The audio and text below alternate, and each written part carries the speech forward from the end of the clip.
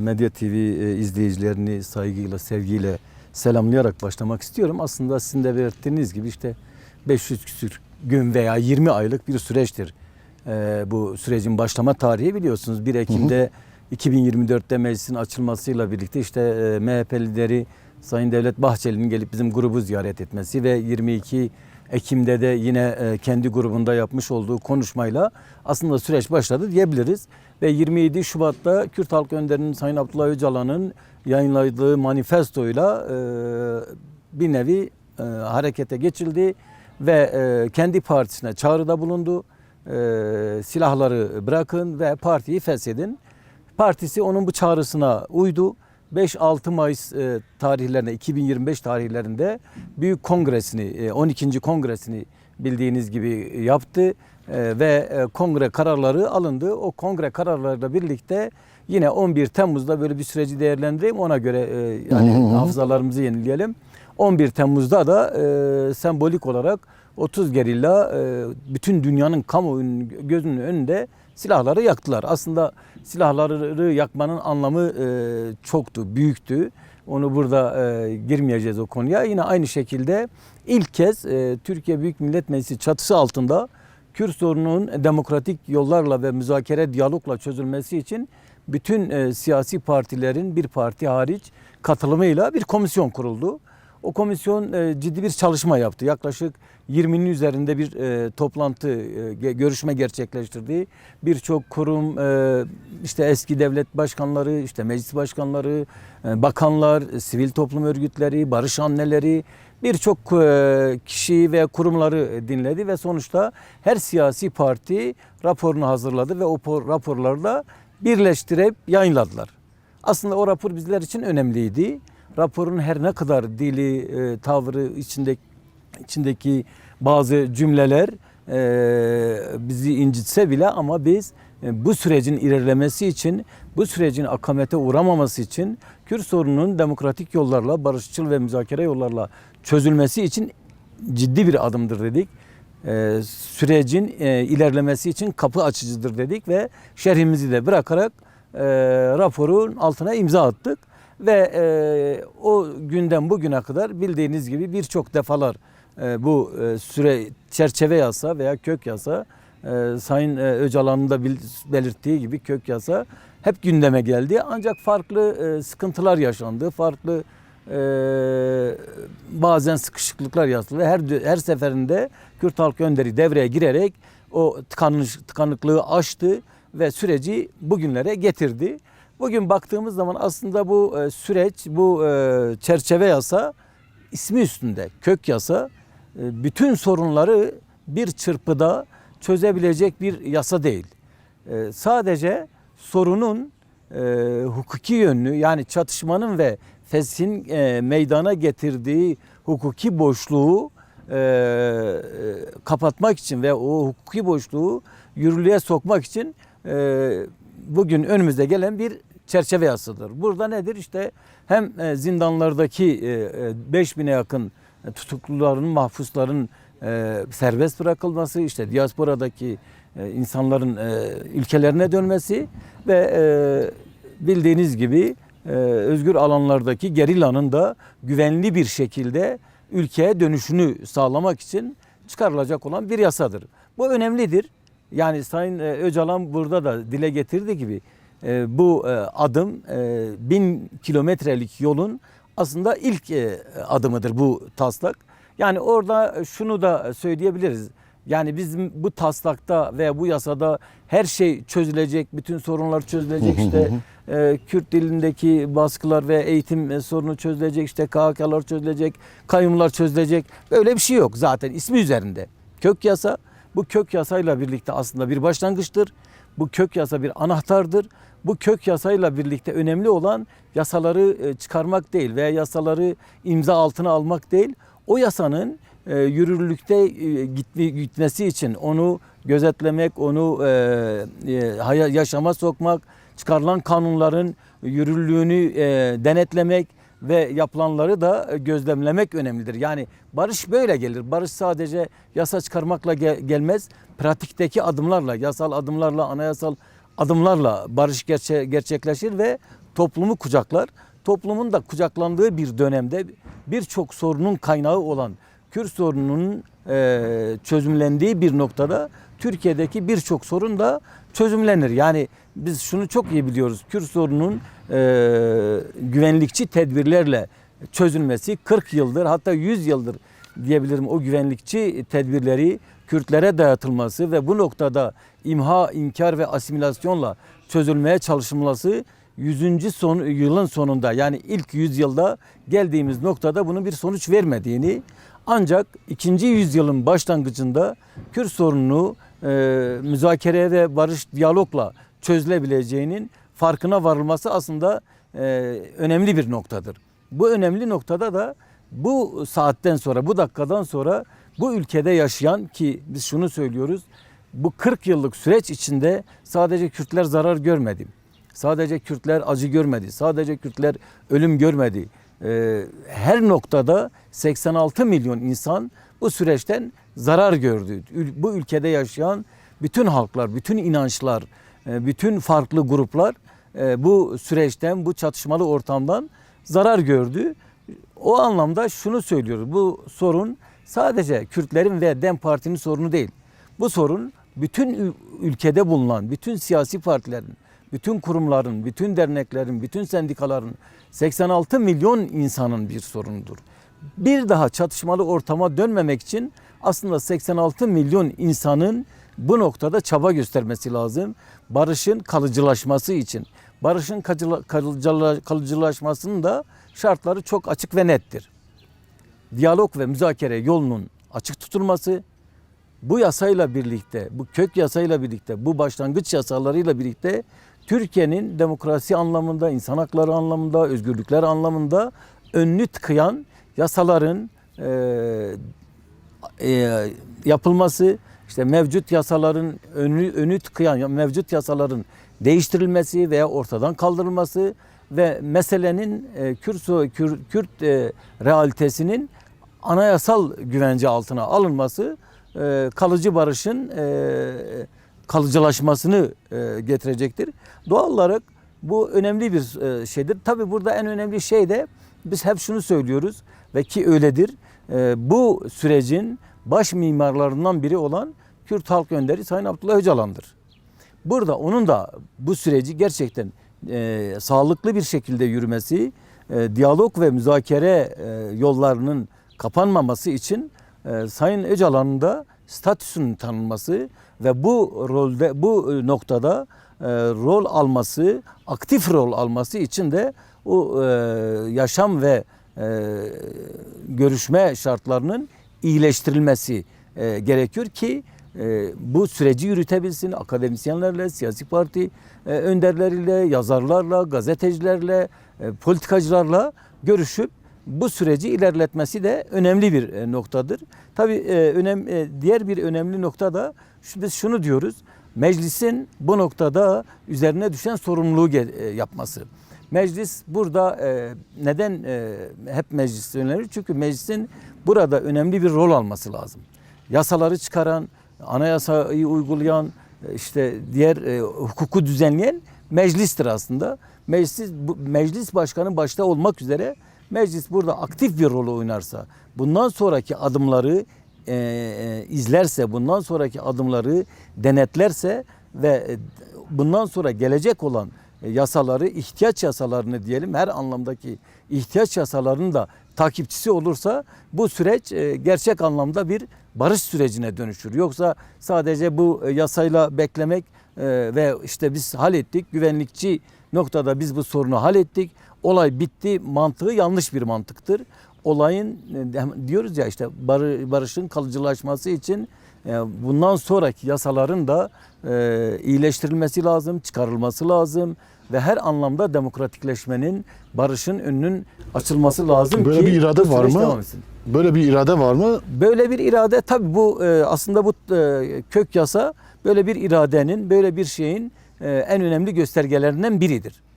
Yani tamam bir yerde şunu söyleniyor işte tespit, teyit ve taahhüt evet.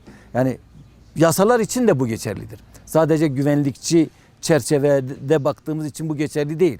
Yasalar içinde, yani siyaset içinde bu geçerlidir. Siyasette de bu noktada o şeyler aslında takip edilirse, devam edilirse, toplumun ihtiyacı olan yasaların çıkarılması için meclis de üzerine düşen görevi getirirse bu barış, bu süreç bir barışa evrilir, toplumsal barışa evrilir ve Türkiye'de yıllardır özlem duyduğu demokratik bir ülke, demokratik bir toplum bünyesine şeyine kavuşur ve doğal olarak da bütün sorunlar ağır da olsa, yavaş da olsa elbette ki hemen çözülecek diye bir beklentiye girmek de yanlıştır. Yani bu hep şunu söylüyoruz. 100 yıllık bir sorundur. Bu 100 yıllık ağır sorunun çözülmesi de sabırla, örgütlenmeyle, toplumu örgütleyerek, toplumu aydınlatarak yürütmek lazım. Belki provokasyonlar yaratmak isteyenler olabilir ki biz şunu biliyoruz. 40 yıllık çatışmalı süreçte bu çatışmalı sürecinden iktidarını yürüten veya kendini yaşatan birçok insanlar da oldu. Birçok kurumlar, birimler de oldu daha doğrusu. Ama biz şunu diyoruz. Bundan sonra akan kan dursun. Annelerin gözyaşları kurusun ve demokratik toplumun inşası için adımlar atılsın diyoruz. Evet. Aslında Kürt Halk Önderi Sayın Abdullah Öcalan'ın bu cümlesi çok anlamlıdır. Çok derinliklidir. Ve geldiğimiz noktada bugün elimizde olan taslak Kürt sorununun çözümü noktasında 100 yıllık hatta 1000 yıllık bir süreçte ilk hukuki belgedir diyebiliriz. Bildiğiniz gibi meclis çatısı altında kurulan komisyon hiçbir yasaya, hiçbir şeye dayanmadan kurulan bir komisyondu. Ancak ilk kez yasaya dayanan bir hukuki belge önümüzde var. Ve bu hukuki belgenin olması aslında ilk adımı şey yapıyor. Yani burada sorun şu. Bundan sonraki aslında yolun ne kadar uzun olacağını, ne kadar sabırla atılması gerektiğini, ne kadar maşakkatli olacağını, ne kadar toplumu değiştirip dönüştürme anlamında üzerimize görevlerinin düşeceğini göstergesidir. Yani şunu demek lazım. Mücadele yeni başlıyor. Demokratik siyaset, demokratik mücadele aslında bu adımla birlikte başlanacak. Yani şimdi bugüne kadar yürütülen mücadele Kürt varlığının kabul edilmesiydi. Bugün Kürt varlığı kabul edilen bir noktadayız. Zaten Kürt Halk Önderi de bunu söylüyor. Diyor ki Kürt halkının varlığı kabul edildi. Onun için artık bu saatten sonra biz mücadele tarzımızı değiştiriyoruz. Çatışmalı süreçten hukuki zemine, demokratik zemine doğru evriliyoruz. Birinci aşama aslında şu anda içinde bulunduğumuz aşamadır. İşte ülke dışında olanların ülkeye dönüşleri silahlı olsun, silahsız olsun, onurlu bir şekilde dönüşleridir. Bu yasa o anlamda önemlidir. Bugüne kadar biliyorsunuz bu noktada birçok yasa çıkarıldı. Ama hemen hemen o yasaların hemen hemen değil mi hepsinde diyebiliriz. İşte itirafçılık vardı, pişmanlığı dayatma vardı, işte insan onurunu rencide edici cümleler vardı. Bireysel dayatmalar içinde gösteriyordu. Ancak bu yasada bunlar yok. Bu yasada artık silahların, çatışmalı ortamın sonlandığını, ülkeye güvenli bir şekilde gelip demokratik siyasete katılmanın bir yasasıdır aynı zamanda. O anlamda biz diyoruz ki bu adım önemli bir adımdır. Elbette ki bundan sonra gelebilecek adımlar da çoktur. Yani burada öncelikli görevlerimiz nedir? Bu 1000 adımı aşmak için, 1000 adımı kat etmek için. Birinci önceliğimiz, acil önceliğimiz aslında şu olmalıdır. Adil uygulama. Yani gelenlerin, demokratik siyasete katılanların, herkesin kendi özgürlüğünde adil bir uygulamaya tabi tutulmaları. Diğer bir noktada etkili bir başvuru yollarıdır. Yani bu etkili başvuru yolları başvuranların bu yasadan faydalanmak için veya başvuranların hızlı bir şekilde sonuçlandırılmasıdır. Diğer bir nokta hasta mahpuslarımız var. Cezaevlerinde 5000'e yakın siyasi tutsaklarımız var, mahpuslar var. Bunların bir an önce bu adil uygulama ve başvurularla özgürlüklerine kavuşturulması var. Diğer bir nokta ahim ve AYM kararlarının uygulanması var. Yani bunlar da önemli bir nokta. Biliyorsunuz şu anda geçen dönem eş genel başkanlarımız Sayın Selahattin Demirtaş ve Figen Yüksekdağ ve birçok siyasetçi arkadaşımız AHİM'in, AYM'nin kararlarına rağmen halen tutsaktırlar, bırakılmıyorlar. Dolayısıyla bunların da bir an önce uygulanması lazım. Diğer bir nokta işte kayyum meselesi var. Biliyorsunuz kayyum işte 3 dönemdir DEM Parti'nin belediyelerine kayyumlar atanıyor. İşte 2016, 2019 ve en son 2024'ten sonraki kayyumlar ve birçok eş başkanı arkadaşımız hakkındaki dava düşmesine rağmen, beraat etmelerine rağmen geri dönüşleri sağlanmamıştır. Bunun da bir an önce geri dönüşlerinin sağlanması, irade gaspına son verilmesi. Diğer bir nokta da acil yapılması gerekenlerden biri o 1000 adım dediğimiz olay. Demin de dediğim gibi Sayın Öcalan'ın durumunun bir an önce çalışma koşullarının düzenlenmesi ve baş müzakereci olarak rolüne oynanması. Tabii orta vadede de atılması gereken adımlar var. İşte ceza mevzuatıdır, ifade ve örgütlenme özgürlüğüdür, yerel demokrasidir, ana dildir, KHK'lerdir, hakikatlerin açığa çıkmasıdır. Aslında bu da önemli bir konu. Yani şimdi birçok sorun yaşamışız. Biz o yaşanan sorunları görmezlikten gelerek barışı sağlayamayız. Yaşanan sorunlarla yüzleşmek, hakikatlerle yüzleşmek de bu toplumun, bizlerin baş kaygısı olmalıdır.